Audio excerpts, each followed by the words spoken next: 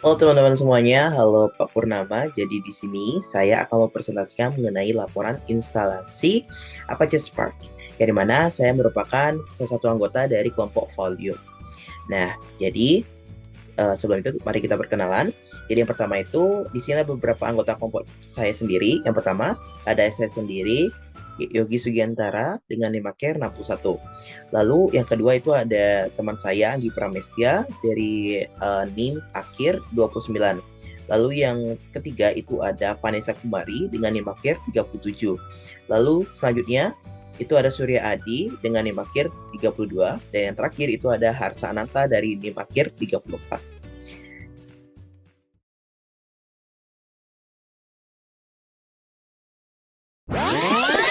Aja dua.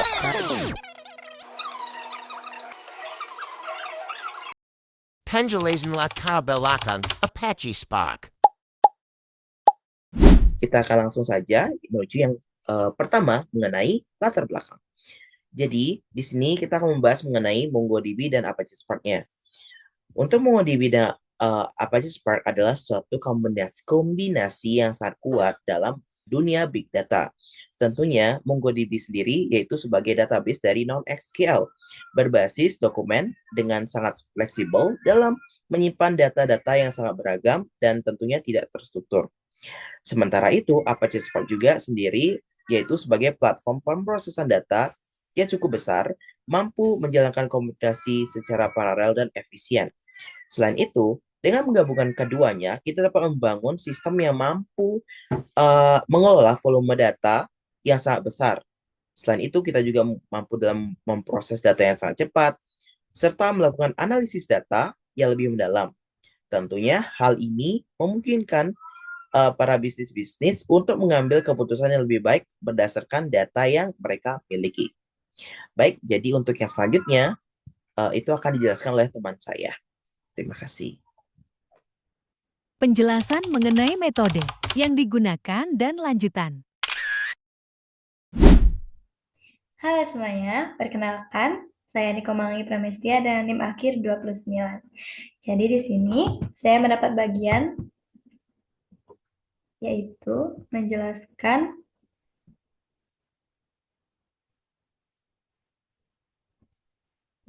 metode yang digunakan.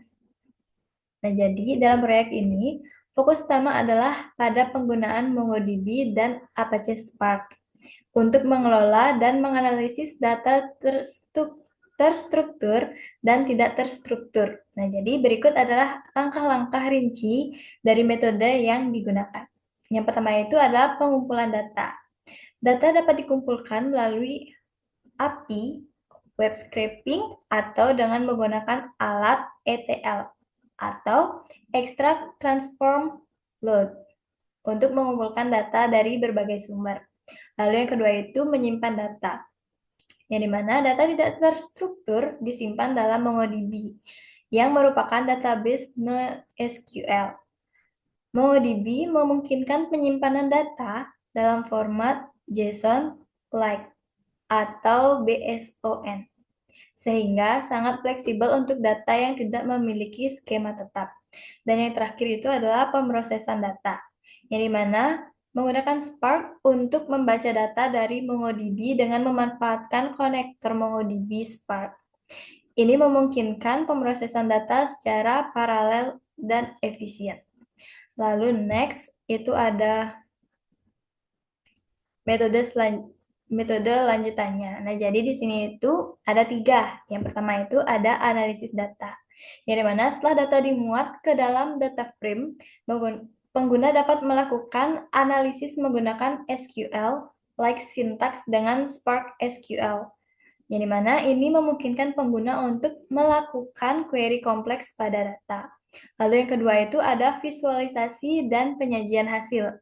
Jadi di sini hasil analisis dapat disimpan kembali ke MongoDB atau diekspor ke format lain seperti CSV atau JSON untuk visualisasi lebih lanjut menggunakan alat seperti Tableau atau Matplotlib. Dan yang terakhir itu adalah pengujian dan validasi. Jadi setelah semua langkah selesai, dilakukan pengujian untuk memastikan bahwa semua komponen itu berfungsi dengan baik. Lalu pengujian ini mencakup verifikasi integritas data, kecepatan pemrosesan, dan akurasi hasil analisis. Sekian dari saya, terima kasih.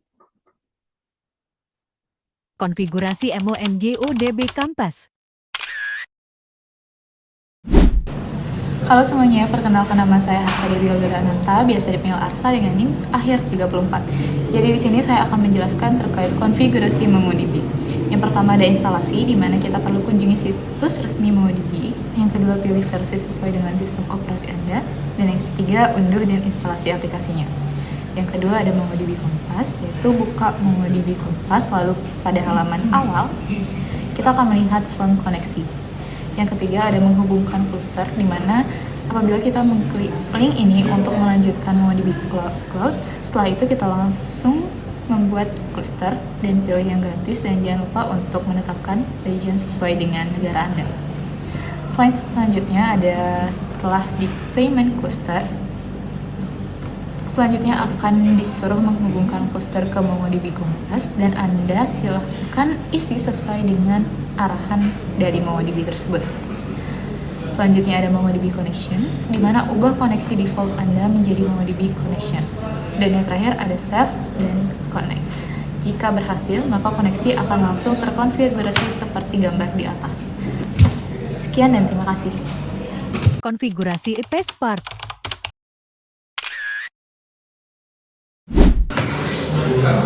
Baik, perkenalkan, nama saya Vanessa Kumari dengan NIM akhir 37. Berikutnya saya akan menjelaskan tentang konfigurasi aplikasi. Pertama, kalian bisa membuka environment variables yang itu menambahkan Java Home dengan type directory Java dengan contoh sebagai berikut. Lalu tambahkan Java Home ke bin atau variable lainnya. Berikut dokumentasinya, sesuaikan variable value dengan variable Java Anda sendiri. Lalu yang kedua, tambahkan Spark Home, yaitu menambahkan Spark Home dengan pet directory kalian. Berikutnya tambahkan Spark Home ke bin variable pet lain. Kalian bisa sesuaikan variable value dengan variable Java pada Anda sendiri. Lalu step berikutnya itu tambah Hadoop Home, menambahkan Hadoop Home dengan pet directory Hadoop, contohnya J Hadoop. Di sini kalian bisa menambahkan Hadoop bin ke variable petnya juga.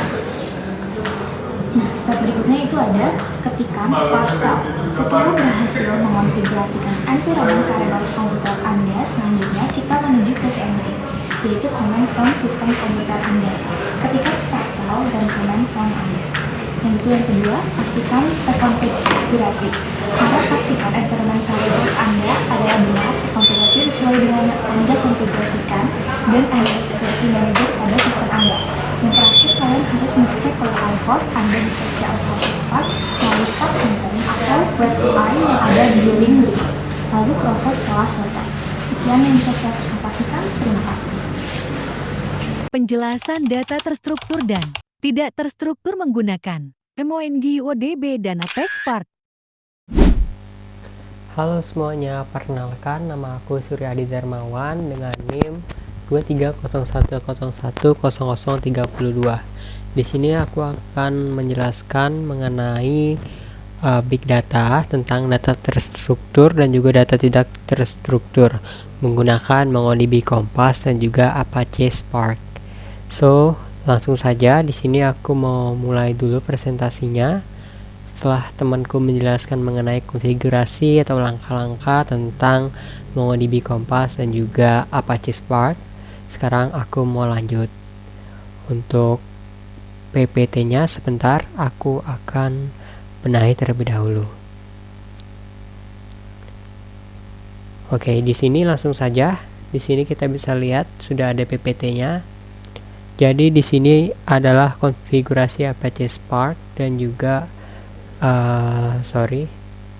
konfigurasi Apache Spark dan juga di sini ada konfigurasi MongoDB. Setelah itu, sekarang hasil akhir konfigurasi aplikasi. Sekarang aku mau nunjukin kalian untuk data terstruktur menggunakan MongoDB Kompas dan juga data tidak terstrukturnya.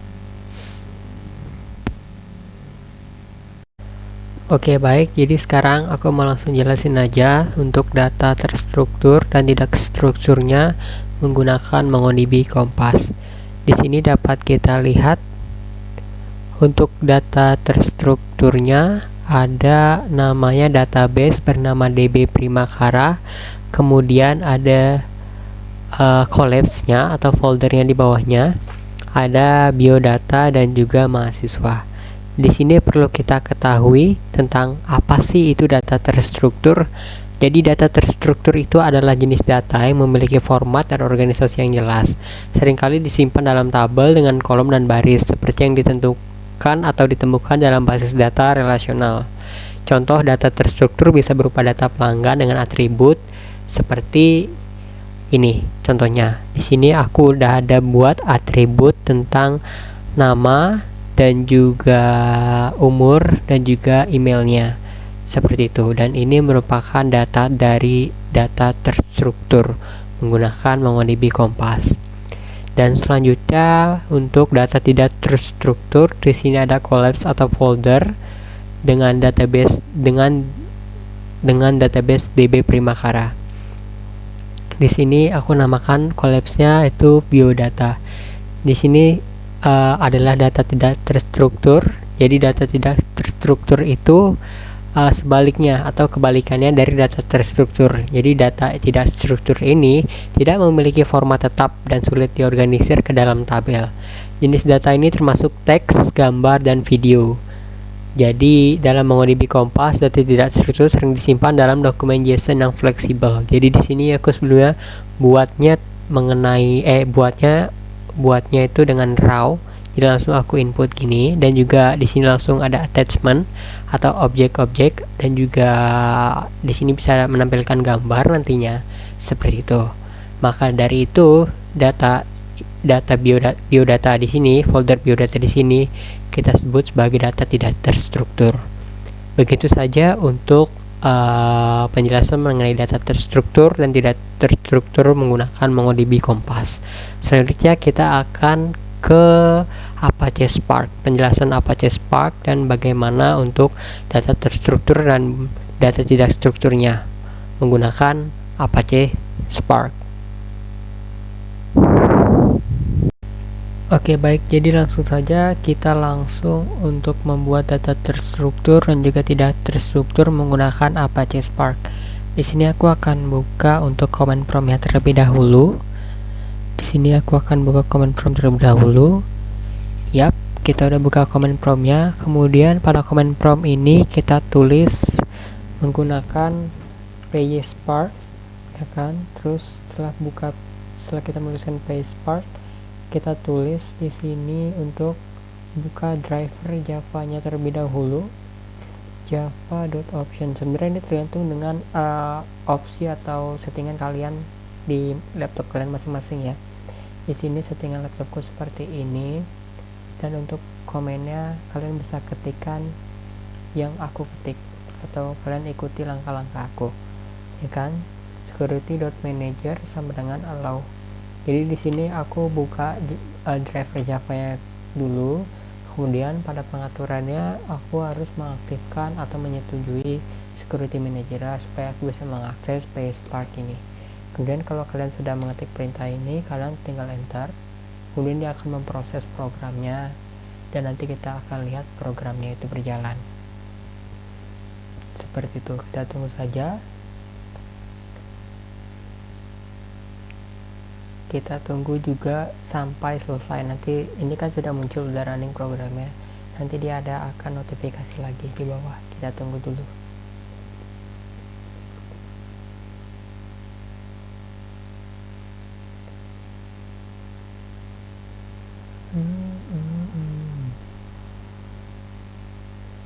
Oke, sudah. Karena sudah, kita akan buat data terstrukturnya. Tapi kita sebelum ke sana, kita akan lihat dulu tampilan UI dari Apache.Spark-nya. Jadi untuk tampilan Apache.Spark-nya kita bisa lihat di sini. Ada linknya UI Apache Spark yang ini ya, nih Spark Context Web UI Available. Jadi kita buka seperti ini tampilannya. Jika sudah dibuka, seperti ini.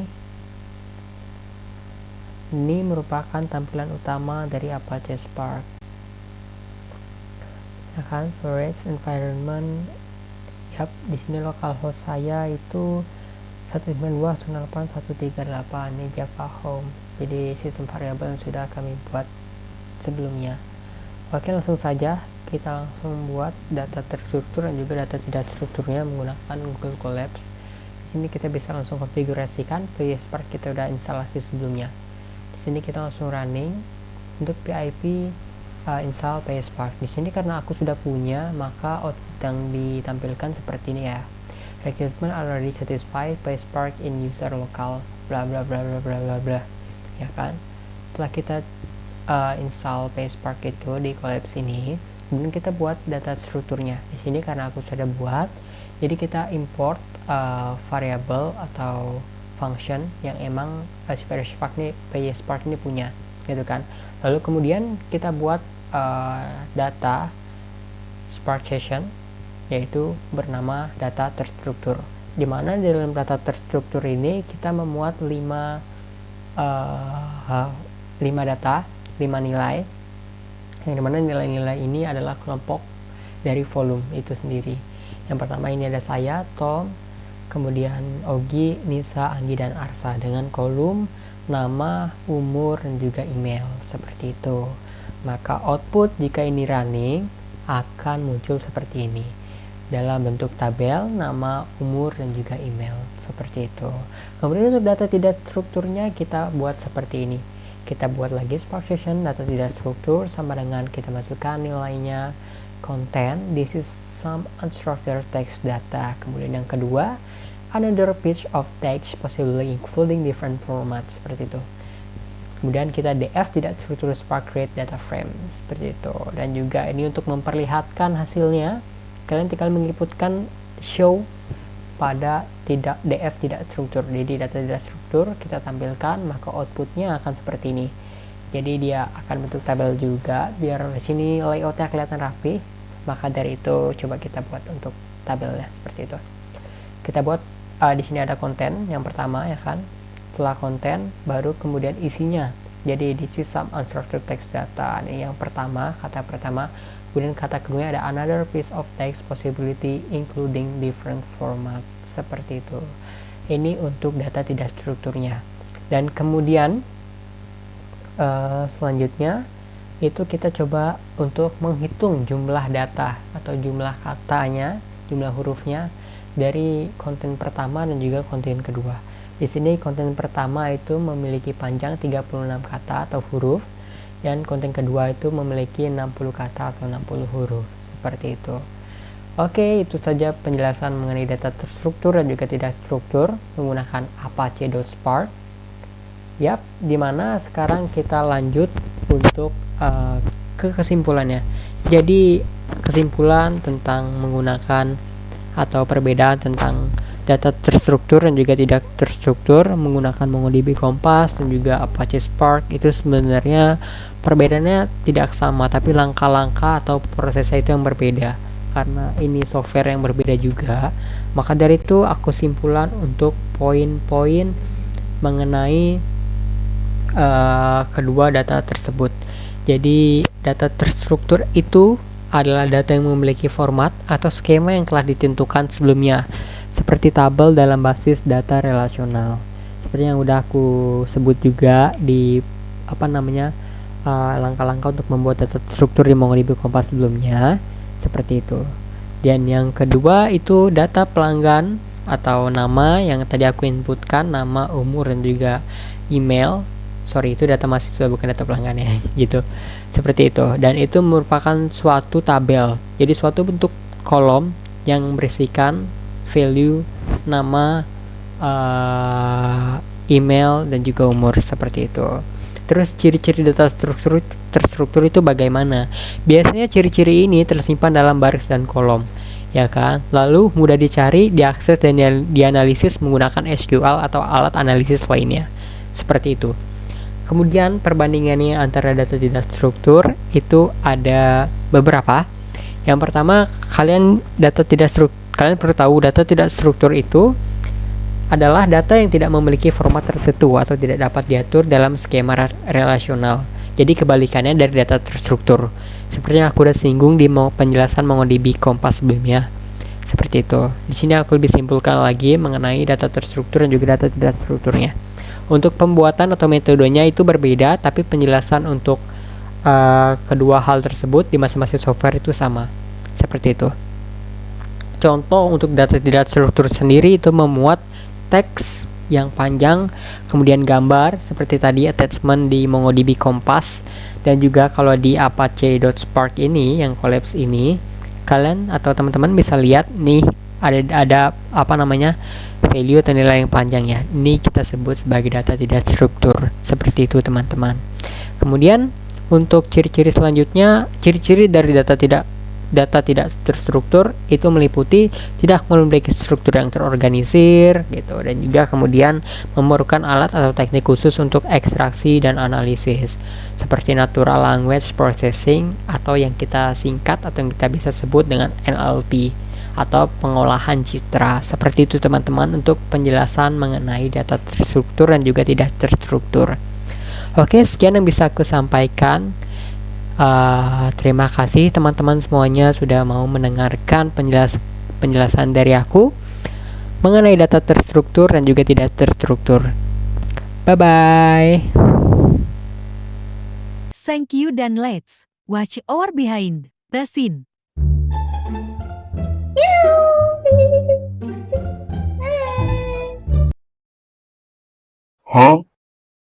Terima kasih. Udah, terima kasih.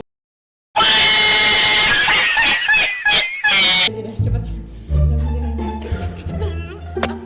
Sekian dan terima kasih. Ulang sekian dan terima kasih. Sekian dan terima kasih.